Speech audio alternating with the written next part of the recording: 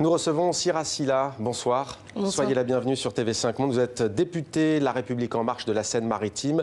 On va parler avec vous du rapport que vous avez co-rédigé sur la diplomatie culturelle et la diplomatie d'influence de la France dans la perspective de ces 10 prochaines années. On va en parler, mais avant donc, priorité à l'actualité, puisque votre circonscription et plus largement le département de la Seine-Maritime est l'un des plus touchés, où le mouvement des Gilets jaunes est l'un des plus actifs. Vous avez très vite salué sur votre compte Twitter les mesures annoncées par Emmanuel Macron et vous avez écrit un mea culpa.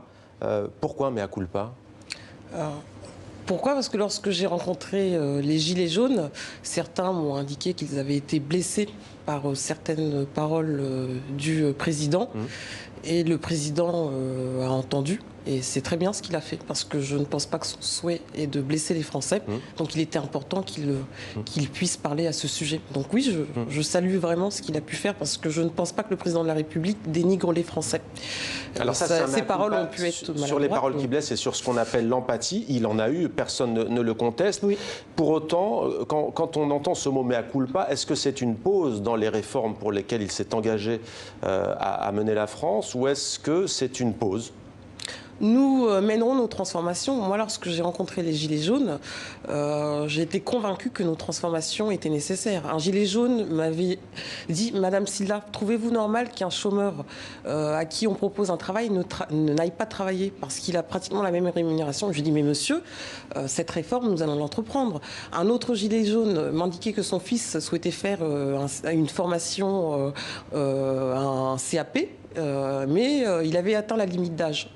Nous avons voté la loi Avenir Professionnel qui permet maintenant de faire un apprentissage jusqu'à l'âge de 29 ans. Voilà, donc moi ce que j'ai constaté, c'est qu'un tiers des mesures, nous les avions votées et que nos transformations étaient nécessaires. En revanche, il faut entendre la souffrance des Français. Et cette souffrance, je pense qu'elle a été entendue et que le président de la République... On a le sentiment qu'il y a un rétropédalage et un changement de cap, tout de même sur la fiscalité ou sur d'autres questions. Ce que les Gilets jaunes ont dit, c'était que la hausse du carburant était la goutte d'eau qui avait fait déborder le vase. 40 ans de souffrance, c'est ça qu'ils auraient mis en cause. Ensuite, nous sommes au pouvoir et nous prenons nos responsabilités. Bien entendu, nous avons un programme, mais ensuite, en tant que responsables politiques, nous écoutons les Français. Et avec ce qu'Emmanuel Macron a annoncé hier et Édouard Philippe la semaine dernière, je pense qu'il est temps de passer à la discussion, à la négociation maintenant. Alors vous êtes vous-même de Saint-Étienne-du-Rouvray, même si vous êtes d'une circonscription voisine de Saint-Étienne-du-Rouvray, vous êtes en contact depuis le début de ce mouvement il y a un mois avec les Gilets jaunes. On imagine, vous avez grandi à Saint-Étienne-du-Rouvray. Oui, et j'ai grandi à Saint-Étienne-du-Rouvray. Et lorsque j'ai reçu les Gilets jaunes la première fois, certains avaient grandi avec moi, étaient dans ma classe. Donc ils savent très bien que je connais les difficultés du quotidien de ces populations. J'ai moi-même mon entourage qui vit toujours à Saint-Étienne-du-Rouvray. Et donc la discussion, c'est toujours déroulé dans un climat serein. Ça se passe bien dans votre permanence. Est-ce qu'ils vous ont contacté depuis l'allocution du président français Emmanuel Macron? Il se dit en France que beaucoup de Gilets jaunes, notamment chez vous, sont déterminés, qu'ils disent ça suffit pas, on va continuer. Que vous ont-ils dit?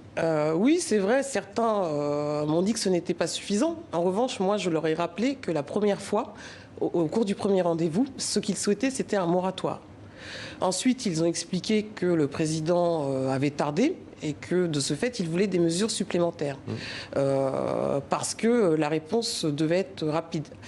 Le président de la République a hier communiqué sur un certain nombre de mesures, 100 € net pour le SMIC, 70% des retraités non impactés par la hausse de la CSG, l'exonération des heures supplémentaires et des cotisations sociales, ça c'est un grand pas. Ensuite, c'est pas 40 ans de crise qu'on peut résoudre en une semaine. Donc moi je pense que ce qu'a fait le président de la République, c'est bien pour apaiser. Et ensuite, la concertation va être nécessaire pour mettre à plat tous les sujets, notamment la question de la justice fiscale, de la justice sociale. C'est pas en une semaine qu'on résout ces soucis-là, sinon ils auraient été réglés depuis longtemps. Alors, donc, un dernier mot sur les Gilets jaunes. Quel est votre message? Que leur dites-vous ce soir? Ce que je leur dis ce soir, c'est que je comprends que certains, on va dire, restent sur leur faim, mais ce que le président de la République a fait est important. Il vous a saisi, tendu la main, prenez la main saisie, et ensuite on a une concertation qui doit débuter le 15 décembre, où là on va vraiment pouvoir parler de fiscalité, de justice sociale. Nous vous attendons, tous les Français peuvent y participer. Donc moi, ce que je demande aux Gilets jaunes de Seine-Maritime, quand bien même ils m'ont indiqué qu'ils continueraient à manifester, c'est qu'il faut que chacun prenne ses responsabilités. Une main a été tendue. Maintenant, on vous attend dès le 15 décembre pour la concertation. Alors, des étudiants sont également dans la rue au même titre que les lycéens. Ces étudiants dénoncent notamment l'augmentation des frais d'inscription à l'université en France pour les étrangers extra-européens. Les étudiants africains se sentent particulièrement visés. Est-ce que vous applaudissez ce soir la démarche solidaire des étudiants français ? On m'a écrit sur ce sujet, notamment parce que la faculté l'université de Rouen accueille beaucoup d'étudiants étrangers, 10%, ce qui représente, je crois, à peu près 3000 étudiants. Donc pour eux, ce que je comprends, c'est que c'est une discrimination. Ils estiment que c'est une discrimination. Et moi, ce que j'ai envie de dire, c'est que il ne faut pas l'oublier, concernant les bourses vont passer de 7000 à 15 000 étudiants. 15 000 étudiants pourront bénéficier des bourses et les étudiants africains seront prioritaires. Nous, dans le rapport, on prône la possibilité pour les étudiants africains de venir étudier en France dès le premier cycle. Pourquoi ? Parce que la France est concurrencée par la Turquie, par exemple, par l'Arabie Saoudite. Donc là, les frais augmentent de manière drastique, ça va être compliqué pour qu'ils viennent. Ils vont pouvoir bénéficier, certains auront les bourses, et ceux qui n'auront pas les bourses pourront bénéficier des campus type campus franco-sénégalais. N'oublions pas que ce campus commence à se mettre en place et permettra aux étudiants de bénéficier de formations techniques bac-3, bac+3 jusqu'au bac+5 et de valoriser leur diplôme à travers le monde. Alors justement, vous avez esquissé votre rapport que vous avez co-dirigé avec Michel Herbillon, qui n'est pas de votre parti, qui est du Parti Les Républicains, donc de droite. La diplomatie culturelle de la France, en quoi est-elle un outil d'influence ? Nous avons le premier réseau culturel au monde. La France, c'est le débat d'idées. Nous avons une longue histoire. La France, c'est la francophonie. Et d'ailleurs, je tiens d'abord à saluer tous les agents du réseau culturel parce qu'ils font un travail formidable. Je suis allée en mission au Sénégal 9 jours et j'ai pu constater sur le terrain que ces agents étaient dévoués.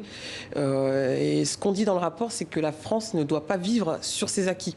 Parce que ce qu'on a constaté au cours de notre mission, nous avons quand même auditionné 250, nous avons mené 250 auditions, c'est que la France est perçue quand même comme vieillissante. Que prenez-vous alors justement ? On prône d'arrêter, en fait, il faut que la France arrête de venir avec son côté impérialiste, si je puis dire, et de dire on va diffuser notre langue. On dit qu'il faut passer d'une logique de diffusion à une logique de partenariat, de co-construction. Vous prenez l'échange, par exemple, vous dites accueillir les universitaires en exil, faciliter l'obtention des visas pour les artistes, adopter les taux de TVA pour les biens culturels en ligne, favoriser le retour du français dans les institutions européennes. Après le Brexit, tout ça, on a envie de vous dire, on revient toujours à la même chose. On le voyait dans le journal de l'économie, les mesures annoncées par Emmanuel Macron pour résoudre la crise sociale vont demander des fonds. Là aussi, ça demande quand même de l'argent. Il ne faut pas tout résumer aux moyens. Et on a le sentiment que souvent, ces réseaux culturels à l'étranger sentent des coupes budgétaires d'année en année. Oui, et ce qu'on dit dans le rapport, c'est que le budget a été sanctuarisé cette année, mais c'est que le budget ne doit pas être la variable d'ajustement du gouvernement. Il y a aussi une question de budget, mais il y a aussi une question de, on va dire, déterminer les objectifs. On doit partir de la demande pour proposer quelque chose. Et nous, dans notre rapport, on a constaté que ce n'était pas forcément le cas. Il faut peut-être aussi prioriser en fonction des continents. Il faut, on va dire, je sais pas, déterminer le besoin par rapport au continent. En Afrique, ce sera plus telle chose. En Asie, ce sera plus telle chose. Donc, il y a une question de budget, oui, mais il y a aussi une question de comment on utilise les fonds qui ne sont pas toujours correctement utilisés. Merci beaucoup, Sira Sylla, d'avoir répondu à nos questions. Je rappelle que vous êtes députée française, membre du parti au pouvoir en France, La République En Marche. Merci à vous. Merci beaucoup.